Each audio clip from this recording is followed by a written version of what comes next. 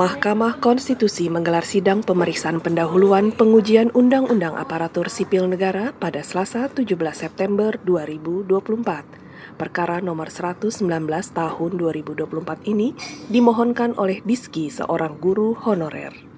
Pemohon melalui kuasa hukumnya berpandangan bahwa penataan pengangkatan seluruh pegawai non-ASN melalui proses verifikasi dan validasi paling lambat pada akhir tahun 2024 akan menjadi persoalan besar, karena terdapat 731.524 non-ASN yang berpotensi mengalami permasalahan teknis administrasi. Lebih lanjut bahwa ketentuan tersebut tidak hanya berlaku kepada pegawai non-ASN yang ada di kementerian, namun akan berdampak pula kepada seluruh instansi pemerintah, baik pemerintah pusat maupun pemerintah daerah.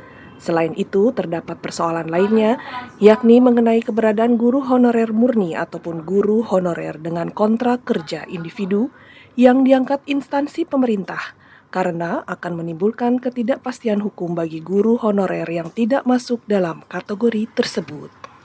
Apabila kita melihat masalah utama yang dihadapi oleh guru honorer pada satuan pendidikan yang diselenggarakan oleh pemerintah adalah ketidakpastian status pekerjaan. Banyak guru honorer yang tidak memiliki kepastian tentang berapa lama mereka akan dipekerjakan dan apakah kontrak mereka akan diperpanjang. Selain itu juga kurangnya pengakuan dan perlindungan hukum terhadap guru-guru honorer.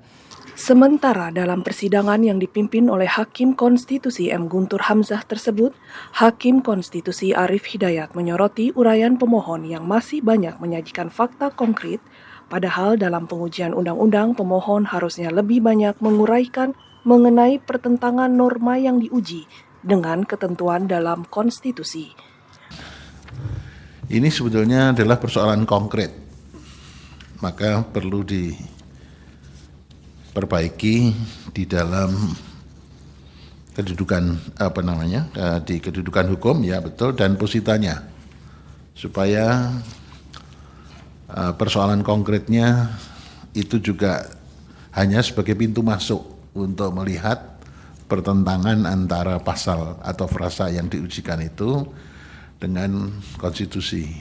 Bayu Wicaksono, Agung Sumarna, MKTV News melaporkan.